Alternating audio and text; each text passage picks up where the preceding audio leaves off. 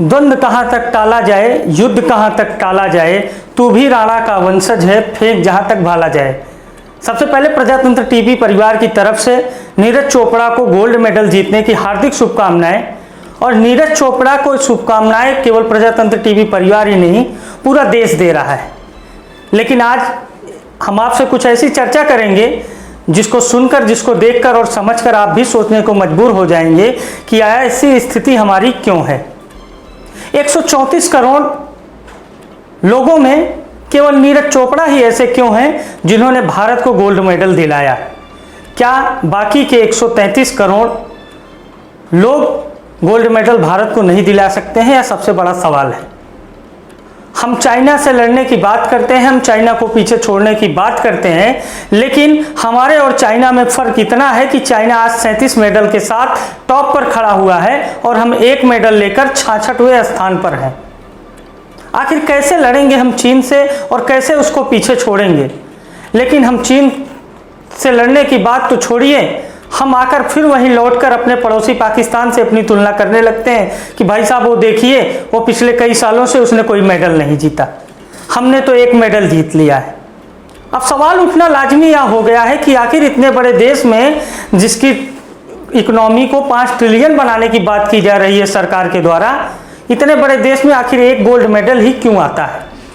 2008 में अभिनव बिंद्रा के द्वारा शूटिंग में गोल्ड मेडल जीता गया था और उसके बाद यह सुनहरा स्वर्णिम अवसर आया जब नीरज चोपड़ा ने भारत को गोल्ड मेडल दिलाया। आखिर कमी कहाँ रह जाती है हमसे? आखिर ऐसी कहाँ चूक हो जाती है जो हम इतने पीछे रह जाते हैं एशियाई खेलों में या फिर इस तरह विश्व स्तरीय प्रतियोगिताओं में और ओलंपिक के खेलों में? सवाल उठना लाजमी है कि आखिर ऐसी कहाँ पर पोटेंशियल की कमी रह जाती है, आखिर ऐसी कहाँ पर हमारे पास तैयारियां नहीं है, आखिर वो कौन सी जगह है जहां हम कमज़ोर हो जाते हैं। इस कमज़ोरी की शुरुआत ऊपर जाकर नहीं होती है, छोटे से ही दौर में इस कमज़ोरी की शुरुआत हो जाती है और जिसको आगे चलकर जिसको दूर नहीं किया जा सकता। क्योंकि भारत में प्राथमिक शिक्षा से ही ऐसी व्यवस्थाएं देनी चाहिए, ऐसी व्यवस्था होनी चाहिए कि प्राथमिक शिक्षा में पढ़ने वाले बच्चे को शिक्षा के साथ साथ खेल की भी तैयारी कराई जाए। और ऐसा भारत में एक बड़ी आबादी गवर्नमेंट स्कूलों में पढ़ती है, वहाँ होना चाहिए। लेकिन व्यवस्थाओं के नाम पर यह सब नहीं होने वाला है, क्योंकि ऐसी व्यवस्थाओं के मामले में भारत बहुत पीछे है। जब सालाना बजट जारी होता है केंद्र सरकार के द्वारा, प्रदेश सरकार के द्वारा, तो एक बड़ी धनराशि दी जाती है खेलों के लिए और खिलाड़ियों के लिए। लेकिन सवाल आज उठता है तमाम केंद्र सरकारों के ऊपर, तमाम राज्य सरकारों के ऊपर और केंद्र सरकारों के ऊपर कि आखिर वह धनराशि जाती कहाँ है। केंद्र सरकार के द्वारा जो सालाना बजट पेश किया जाता है उसमें कई हजार करोड़ रुपए दिए जाते हैं खेलों के लिए, खेलों के विकास के लिए। लेकिन स्थिति यह है कि उत्तर प्रदेश ही नहीं, तमाम अन्य प्रदेश जहां पर भी आप देखेंगे गांव में खेल मैदान जो निकालने की बात की जाती है, उन खेल मैदानों पर आज भूमाफियाओं का कब्जा है। कहीं सरपंच तो कहीं वार्ड पार्षद तो कहीं मेयर के साथ मिलकर खेलों के लिए बनाई गई एक विशेष जगह जिसे खेल मैदान कहा जाता है, जो सरकार के बही खाते में दर्ज होती है, लेकिन उस पर अगर हकीकत आप देखें तो कहीं किसी ने रिसोर्ट बना लिया है, तो कहीं किसी ने फार्म हाउस बना लिया है और कहीं किसी की वहाँ पर बड़ी बड़ी बिल्डिंगें लहरा रही हैं। यह सब कुछ होता है और यह सब कुछ खुलेआम होता है, कोई पर्दे के पीछे नहीं होता। और इसका मूक दर्शक बनकर देखने वाला सिस्टम और प्रशासन सभी इसको देखते हैं कि किस तरह से स्वास्थ्य खेल व्यवस्थाओं के नाम पर बनाए गए प्लेग्राउंड को अवैध तरीके से भूमाफिया कब्जा कर रहे हैं। सबसे बड़ी कमजोरी यहीं से शुरू होती है। जब हमारे ग्रामीण अंचल के युवाओं को खेलने के लिए खेल का मैदान नहीं होगा तो खेलों को किस तरह से डेवलप करेंगे, अपने व्यक्तित्व को जो खेलों में उनको सहायक करता है उसे किस तरह से डेवलप करेंगे और खुद की कौशलता, जो उनकी कुशलता है खिलाड़ियों की, वह किस तरह से निखारेंगे।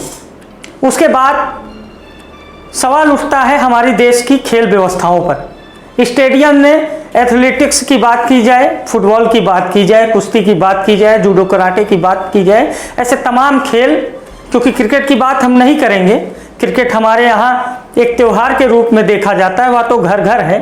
लेकिन क्रिकेट की चकाचौंध में खो जाने वाले ऐसे सैकड़ों खेल हैं जिसमें दुनिया के तमाम देशों का दबदबा है। और इसमें उन देशों का भी दबदबा है जहां क्रिकेट को त्योहार की तरह देखा जाता है। लेकिन बावजूद इसके कि हम क्रिकेट तक सीमित रह गए और क्रिकेट से आगे हम कभी बढ़कर देख नहीं पाए। हॉकी में जैसे तैसे हमें मेडल मिल जाता है, वो भी स्थिति अगर आपको बताएं तो आप सोचने पर मजबूर हो जाएंगे कि महिला हॉकी टीम को फाइनेंसर नहीं मिलता है जो उन्हें टोक्यो ओलंपिक में फाइनेंस कर सके, उनकी सुख सुविधाओं का ध्यान रख सके।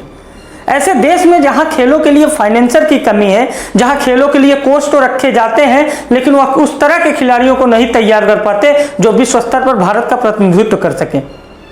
सवाल उठना इस बात पर शुरू हो जाता है कि आखिर हम $5 ट्रिलियन वाली इकोनॉमी बनने की बात तो करते हैं, जो चाइना से सीधा मुकाबला करने की बात करते हैं और कहते हैं कि आने वाले 2026 में, आने वाले 2029 में हम चाइना को पीछे छोड़ देंगे, लेकिन केवल एक सेक्टर में हम चाइना को, जापान को पीछे छोड़ने से महाशक्ति नहीं बनने वाले हैं। हमें खेलों पर भी उतना ध्यान देना चाहिए, क्योंकि खेल के बारे में हमारे यहाँ एक कहावत पहले कही जाती थी कि खेलोगे कूदोगे तो होगे खराब और पढ़ोगे लिखोगे तो होगे नवाब। लेकिन आज इसका उल्टा हो चुका है, क्योंकि जिस तरह से नीरज चोपड़ा ने पदक जीता तो हरियाणा सरकार ने कहा कि उन्हें 6 करोड़ रुपए और A ग्रेड की नौकरी दी जाएगी, यानी उस खिलाड़ी के सम्मान में उन्हें 6 करोड़ रुपए दिए जाएंगे और एक सरकारी नौकरी दी जाएगी। हमें इस बात पर जनता को जागरूक करना होगा, अपने युवाओं को जागरूक करना होगा कि खेल एक ऐसा माध्यम है जिससे आप अपने व्यक्तित्व को, आप अपने व्यवहारिक व्यापारिक जीवन को भी डेवलप कर सकते हैं। लेकिन उसके लिए हमें उनको पोटेंशियल देने की ज़रूरत है जिससे वह खुद को भी विकसित कर सकें और खेलों के भावनाएं जो उनके अंदर हैं उसको विकसित कर सकें। तो दोस्तों आज के लिए इतना ही, मिलेंगे किसी मुद्दे पर, तब तक के लिए देखते रहिए प्रजातंत्र टीवी।